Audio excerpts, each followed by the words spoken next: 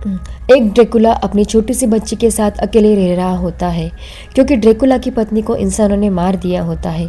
इसलिए ड्रैकुला अपनी बेटी को उसकी माँ की तरह पालता है और उसे कभी भी अकेला बाहर जाने नहीं देता क्योंकि इसे इंसानों से बहुत नफरत होती है। ड्रैकुला ने अपनी बेटी को हमेशा सुरक्षित रखने के लिए एक बड़ा सा भूतिया किला बनाया होता है और इस किले के अंदर सारे भूत और जानवर एक साथ मिलकर रहते हैं।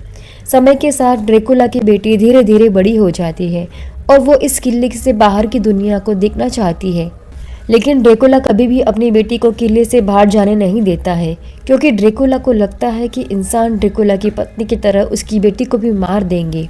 एक दिन एक लड़का जंगल में घूमते घूमते ड्रैकुला के किले के पास पहुंच जाता है। ड्रैकुला जैसे ही लड़के को देखता है तो जल्दी से दूसरे भूतों से छुपाकर उसे एक कमरे में ले जाता है क्योंकि भूतों ने इसे देख लिया तो वे सारे भूत किला छोड़कर भाग जाएंगे। लेकिन ये लड़का ड्रैकुला की बात पर विश्वास नहीं करता है तो ड्रैकुला से भूत की कॉस्ट्यूम पहना कर किले से बाहर ले जाने लगता है। लेकिन तभी लड़का आसपास के भूतों को देखने लगता है। तभी ड्रैकुला की बेटी उस लड़के से टकरा जाती है। दोनों एक दूसरे को देखकर डर जाते हैं। लड़का सोचता है ये कोई भूत नहीं, ये तो इंसान जैसी है। ड्रैकुला की बेटी पहली बार किसी इंसान को इतने पास से देखती है। उसकी आंखों में डर नहीं बस हैरानी होती है। ड्रैकुला भागते हुए आता है और गुस्से में चिल्लाता है, इससे दूर रहो। ड्रैकुला अपनी बेटी को अपने पीछे छुपा लेता है। वो लड़के से कहता है, इंसान झूठे होते हैं, तुम यहाँ नहीं रह सकते। लड़का डरते हुए बोलता है, मुझे नहीं पता मैं यहाँ कैसे आ गया, मैं किसी को नुकसान नहीं पहुँचाऊँगा। ड्रैकुला की बेटी धीरे धीरे आगे बढ़ती है और पहली बार सवाल पूछती है, पापा क्या सारे इंसान बुरे होते हैं? यह सुनकर ड्रैकुला चुप हो जाता है। उसे अपनी मरी हुई पत्नी की याद आ जाती है और उसकी आंखों में गुस्सा नहीं दर्द दिखने लगता है। ड्रैकुला लड़के को चेतावनी देता है, अगर मेरी बेटी को कुछ हुआ तो तुम जिंदा नहीं बचोगी।